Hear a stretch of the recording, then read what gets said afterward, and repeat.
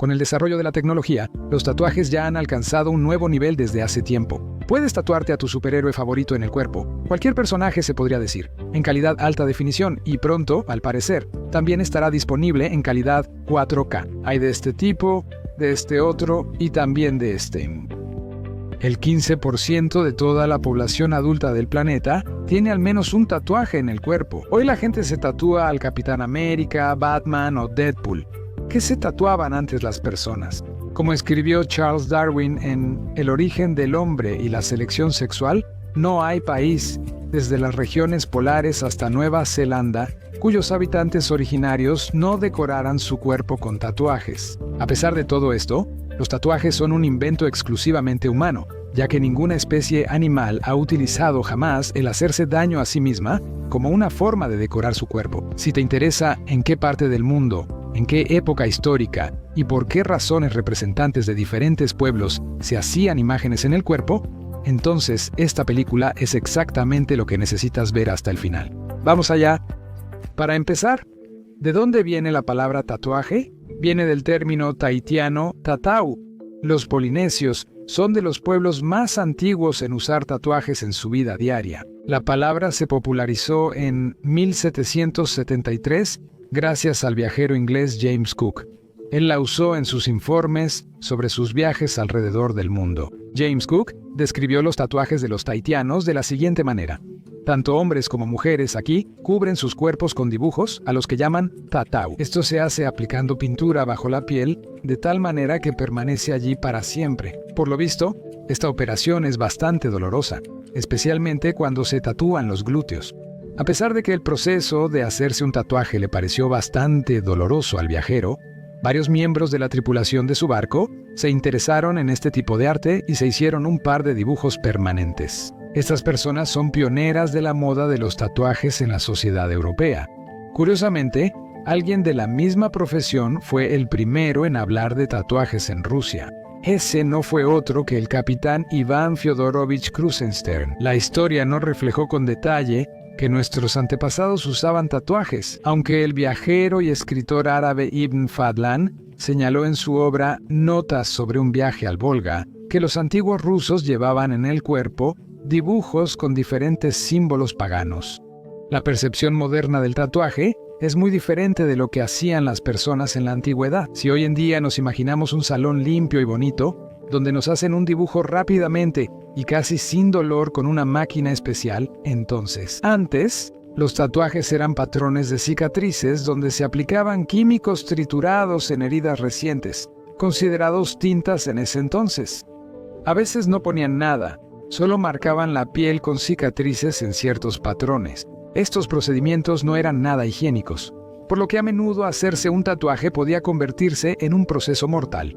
Sin embargo, esto no impide que algunas tribus africanas sigan utilizando estos métodos hasta hoy, como una forma de rendir homenaje a sus tradiciones. Por razones comprensibles, los pueblos de piel clara usaban patrones oscuros o coloridos, mientras que los de piel oscura practicaban la escarificación, creando cicatrices en el cuerpo.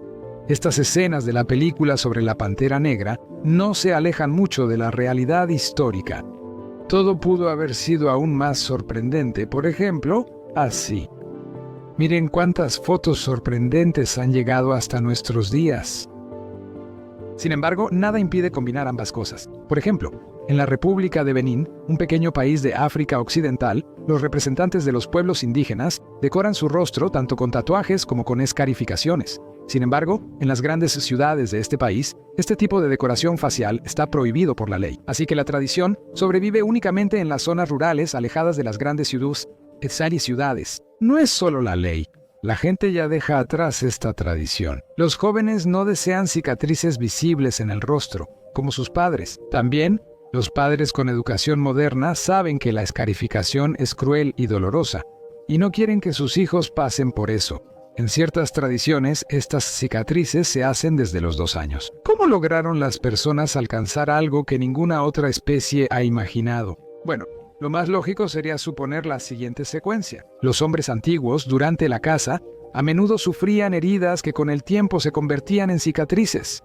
cuantas más cicatrices tenía un hombre, más valiente y fuerte parecía para los demás. Aún hoy se dice que las cicatrices adornan al hombre. Con el tiempo, las personas empezaron a hacerse esas heridas de manera intencional, y ya no solo los hombres, sino también las mujeres lo hacían. Los primeros datos sobre dibujos en el cuerpo aparecieron ya en el año 4000 a.C. Arqueólogos confirmaron esta información al hallar en Egipto estatuillas con dibujos corporales durante excavaciones. El origen antiguo de los tatuajes se confirmó mediante análisis de carbono en restos humanos antiguos. De hecho, los dibujos solo se podían encontrar en los cuerpos de los faraones y de los egipcios ricos, lo que indica que en ese entonces los tatuajes eran un símbolo de privilegio. Por ejemplo, este es el tatuaje en la piel de la momia egipcia sacerdotisa de la diosa Hathor. En sus muslos había lotos, en los brazos vacas, en los antebrazos monos, en el cuello, hombros y espalda llevaba el ojo sagrado de la diosa Hathor. Los científicos hallaron que esto no se hizo durante el rito egipcio de embalsamamiento, como a veces ocurría, y que todos estos dibujos los tenía su portadora en vida. Por supuesto, los tatuajes se encontraban no solo en las momias de Egipto. Hasta hoy, el portador de tatuajes más antiguo, según el libro de los récords Guinness, es el hombre de hielo, Ötzi. Sus tatuajes son grupos de puntos y líneas que en su mayoría están concentrados en zonas de acupuntura. Los investigadores coinciden en que estos tatuajes tenían un significado terapéutico. Se supone que de esta manera el hombre de hielo, Ötzi, intentaba deshacerse de los dolores artríticos. En el cuerpo de Ötzi se han contado 61 imágenes. Otra momia tatuada es la princesa Ukoka. Otro nombre de este hallazgo es la princesa de Altai, y las fuentes extranjeras a menudo la llaman la princesa de Siberia. Por cierto, según algunos historiadores, ella no era una princesa y no pertenecía a las dinastías gobernantes. Su tumba era tan rica que su posición social excepcional era evidente. Sin embargo, especialistas dicen que solo fue una acomodada representante de la clase media en el auge de la cultura pásar. Con la princesa, fallecida a los 25 años, enterraron 6 caballos, con arneses y bajo las monturas, listos para emprender en cualquier momento un viaje al mundo de los muertos. El cuerpo de la princesa llevaba ropas costosas, y los arneses y monturas de los caballos eran una obra única del arte artesanal de esa época. La piel de la princesa luce dibujos de alta calidad de animales fantásticos.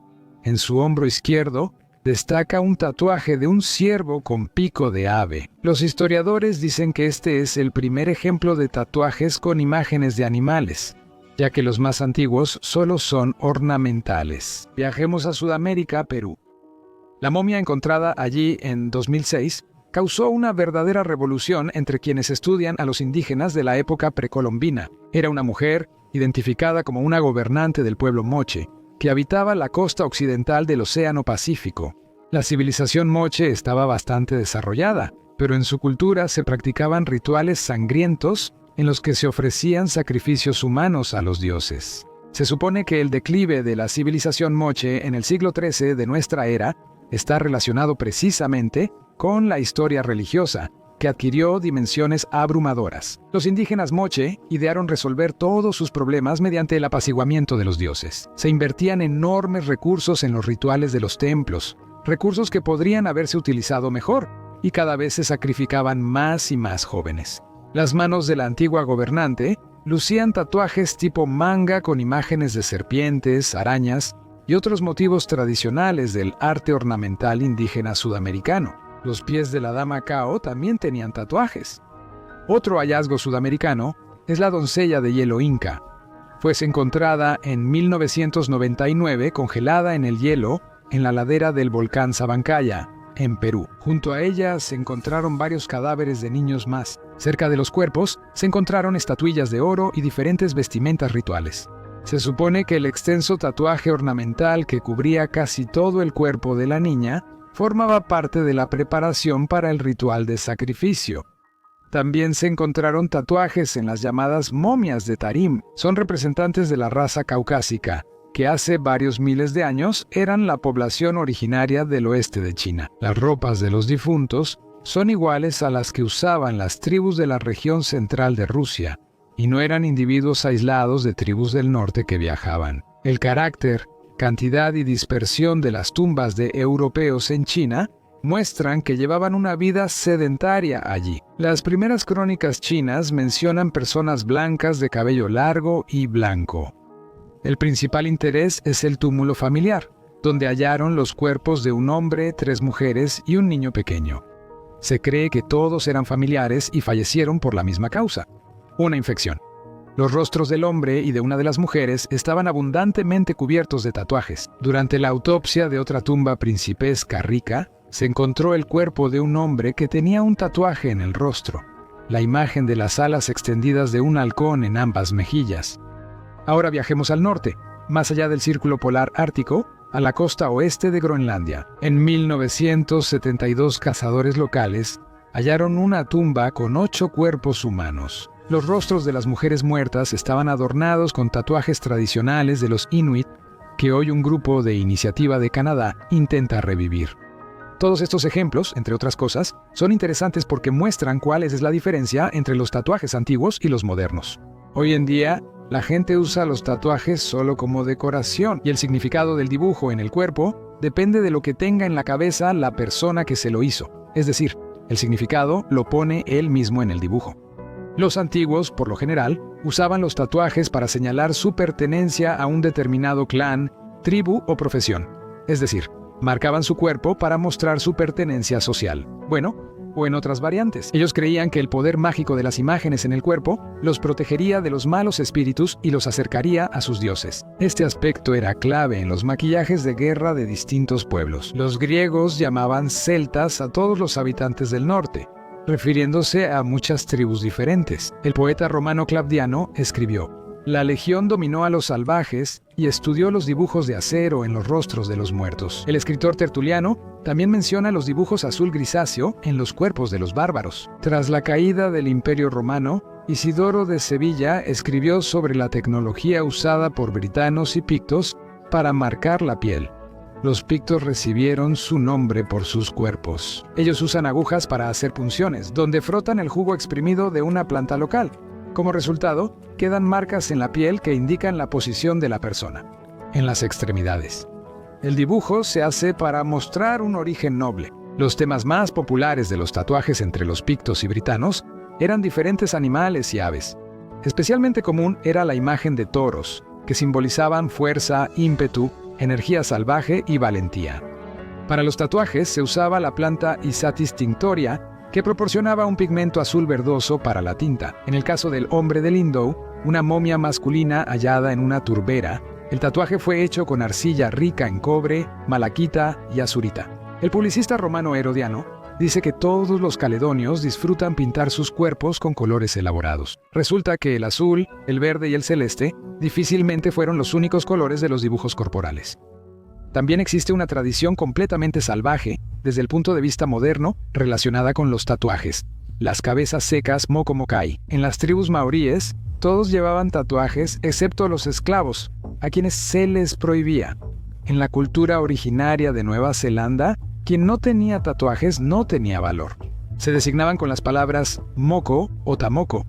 Además, en el idioma maorí existe una palabra como mokomokai. Significa la tradición de cortar la cabeza de una persona muerta que tenía un tatuaje en la cara, secarla y luego enterrarla como una reliquia familiar. Así como muchos hoy guardan la urna con las cenizas del abuelo en la repisa. Desde los primeros días en que los europeos invadieron las tierras que durante miles de años pertenecieron a las tribus maoríes, las cabezas secas mokomokai se convirtieron casi en el principal objeto de comercio en Nueva Zelanda. Los aborígenes intercambiaban con gusto reliquias familiares por armas de fuego, que luego usaban en guerras internas. En la década de 1860, servía en el ejército colonial inglés un oficial llamado Horacio Gordon Robley. Al llegar a Nueva Zelanda, se enamoró de ese país. Era un ilustrador muy talentoso y una de sus pasiones, que lo absorbió por completo, fue el estudio de la cultura del tatuaje de los habitantes locales. Hasta el día de hoy, se considera que el libro Moko, Tatuaje Maorí, publicado por primera vez en 1896, es uno de los mejores en este campo.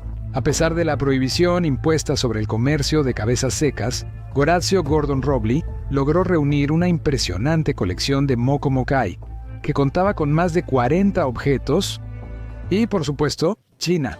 Allí también se usaban tatuajes desde tiempos inmemoriales. En la antigüedad, los jeroglíficos indelebles se usaban solo en criminales y esclavos para marcar su vergüenza y que fueran reconocidos a distancia. Pero después, la gente empezó a usar estos dibujos para indicar su estatus social o lugar de origen. Luego, los tatuajes se trasladaron de China a Japón.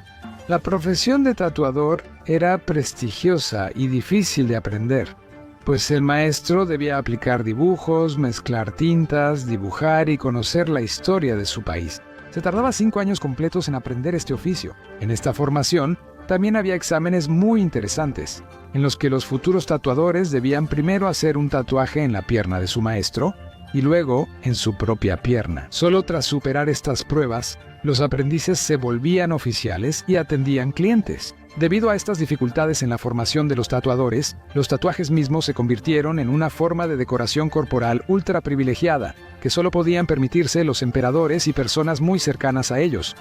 Con el tiempo, el significado de los tatuajes cambió. La nobleza empezó a usarlos, puesto seguían siendo costosos, y las mujeres, que con sus tatuajes mostraban resistencia y fertilidad. Los samuráis se tatuaban flores de sakura para mostrar que estaban listos para morir en batalla, pues la vida de una flor es tan efímera como la de un samurái. Después, un tatuaje específico identificó a los criminales. En la frente de la persona, dibujaban el ideograma de perro, hecho con 3 líneas. Cada línea se dibujaba después de una infracción de la ley, y resultaba que después de 3 infracciones, las 3 líneas formaban el ideograma de perro. En aquellos tiempos, esa palabra era el insulto más terrible para una persona. Además, progresaron las herramientas con las que se hacían los tatuajes. Fue precisamente en Japón, donde empezaron a usar agujas de metal en lugar de cinceles, ramas y dientes de animales. Después, los tatuajes se volvieron un símbolo esencial de la yakuza. El 70% del cuerpo de sus miembros estaba tatuado. Hacerse tatuajes no era un proceso agradable ni sencillo. Tomaba muchas horas, por lo que, mientras más superficie del cuerpo tenía dibujos, más fuerte y resistente se consideraba al guerrero yakuza. Estos son tatuajes bereberes tradicionales en rostros femeninos. La población de Marruecos está compuesta por 2 grupos étnicos en proporciones iguales, los bereberes y los árabes. Miren los dibujos, los símbolos se parecen mucho a los que las artesanas hacían en toallas rituales eslavas. Desde la antigüedad, las mujeres bereberes decoraban sus rostros con signos geométricos sagrados. Se creía que estos signos protegían a las mujeres de los malos espíritus, ya que los bereberes eran paganos antes de la llegada del Islam. El tatuaje facial era un símbolo de belleza. Mientras más tatuajes tenía una mujer, más hermosa se le consideraba. Por eso se tatuaban desde jóvenes, usualmente a los 12 o 13 años. Cuando los árabes llegaron al norte de África y establecieron su poder, prohibieron los tatuajes faciales, pues van contra las reglas del Islam y se consideran pecado. Últimamente, el culto a los tatuajes bereberes ha resurgido como maquillaje temporal más suave. Y el tatuaje tradicional de este pueblo, que habita en las zonas montañosas de la parte central de la India, existe desde hace más de 2000 años. A las chicas les tatúan la cara, manos, piernas, abdomen y espalda. Las maestras del tatuaje también son mujeres, que aprenden este oficio de sus madres. Así, la profesión de tatuadora en la tribu Baiga es hereditaria. Normalmente, a las niñas se les hacen tatuajes a la edad de 10 a 12 años. Se considera que el dolor que tienen que soportar durante el proceso es una especie de entrenamiento para lo que tendrán que aguantar durante el parto. Los ornamentos únicos de los Baiga ayudan a que, tras la muerte, los miembros de la tribu se reconozcan en el reino de los muertos. Y como en muchos ejemplos anteriores, hoy en día los padres de la tribu Baiga no les hacen tatuajes a sus hijos, explicando que no quieren que sus descendientes pasen toda su vida en la aldea dedicándose a la agricultura. Quieren que sus hijos tengan educación superior, pero los tatuajes dificultarían vivir en la ciudad y estudiar en escuelas. La tribu Baiga no es el único saludo antiguo de la India. En el oeste de la península de Indochina, Myanmar también es conocido como Birmania. Incluso hoy en día, se pueden encontrar mujeres que llevan en sus rostros tatuajes tribales tradicionales. Diversos ornamentos cubren sus caras, pero todos ellos se designan con una sola palabra, que traducida significa telaraña. El centro de la telaraña suele estar en el centro de la frente y simboliza el sol, mientras que las líneas que se extienden desde los ojos representan el dibujo en el hocico de un tigre. También existe otro tipo de tatuaje. Lo llevan las mujeres de la tribu Mun. Normalmente es una composición de puntos, líneas y a veces círculos. Muchas cosas inusuales se relacionan con esta tribu Mun. Por ejemplo, usan enormes aretes de cuentas como adornos. Y miren, tocan la flauta no con la boca, sino con la nariz. El tatuaje más memorable entre las mujeres de Myanmar es el rostro totalmente cubierto de pigmento, distintivo de la tribu Yupu. El método tradicional de tatuajes en las tribus de Myanmar usa 3 agujas de bambú o una espina de arbusto. Como pigmento de color se utiliza una mezcla de bilis de vaca, hollín, jugo de varias plantas y grasa de cerdo, y como gel para la curación de los tatuajes se usaban frijoles. Pero aquí, la tradición de tatuarse la cara está quedando en el pasado. Ahora solo unos pocos siguen siendo fieles a esta antigua moda. Pero es hora de trasladarnos a Europa. Por el cristianismo, los tatuajes se prohibieron aquí y se veían como símbolos diabólicos, castigados incluso con la hoguera. Así fue hasta el siglo XVIII, hasta que con nueva información sobre el significado de los tatuajes, llegó desde la Polinesia el ya mencionado James Cook. Por cierto, para mayor claridad, Cook también llevó al continente a uno de los aborígenes locales, quien estaba cubierto de tatuajes de pies a cabeza. Y con el tiempo, este espectáculo les gustó tanto a los europeos que todo circo que se respetara debía tener en su compañía a su propio aborigen tatuado. Siglos después, esos aborígenes ya eran los propios europeos, quienes cubrían sus cuerpos con tatuajes y se convertían en artistas de circo. Y luego ocurrió un evento importante. En 1891 apareció la primera máquina de tatuar, que fue inventada por el estadounidense O'Reilly. Y como dicen, de ahí todo inició. Cuando hacerse tatuajes se volvió más sencillo, abrieron muchos estudios donde cualquiera podía tatuarse. Uno de los tatuadores más famosos de Estados Unidos en esa época fue el marinero Jerry. Tuvo gran influencia en el arte del tatuaje del siglo XX y es considerado padre fundador del estilo old school. Gracias a él, en los años 50 y 60 en Estados Unidos, el tatuaje se popularizó mucho, copiando estilos antiguos de los aborígenes polinesios y creando nuevas tendencias. Pero todo eso fue en Estados Unidos. ¿Y cómo era la situación en Rusia? Se sabe poco sobre los tatuajes en los antiguos eslavos, salvo lo dicho por un viajero árabe que describió patrones verdes en los rusos formando árboles y animales. Además, se sabe que los pueblos que habitaban el norte de Rusia, Chukchis, Mansis, Koryaks, se tatuaban para protegerse de los malos espíritus desde la antigüedad. También los eslavos del sur, que vivían en los Balcanes, se adornaban con tatuajes. A las jóvenes se les tatuaba como símbolo de pertenencia y tribu. Al casarse, le agregaban nuevos tatuajes a los que ya tenía. Seguimos nuestro recorrido y volvemos a Krusenstern, quien tras su viaje mundial preparó varios libros para publicar. La más famosa es el Atlas de Krusenstern. Se publicó por primera vez en 1809, aunque el libro lleva el nombre de Krusenstern. No habría visto la luz sin la participación del investigador y etnógrafo ruso de origen alemán llamado Grigori Ivanovich Langsdorff. A él le pertenece la mayor parte del material ilustrativo del Atlas, entre el cual está la imagen de los habitantes locales tatuados de la isla Nuka-Giva, que se encuentra en el centro de la parte sur del Océano Pacífico. Varios marineros del Krusenstern llevaron estos exóticos diseños en su piel. Nikolai II, el último zar ruso, tenía un tatuaje. Durante su viaje por Japón, se inspiró tanto en el trabajo de los maestros del tatuaje que se hizo una imagen de un dragón. Nikolai, de 23 años, lo describió así en una carta a su hermana, la gran duquesa Xenia.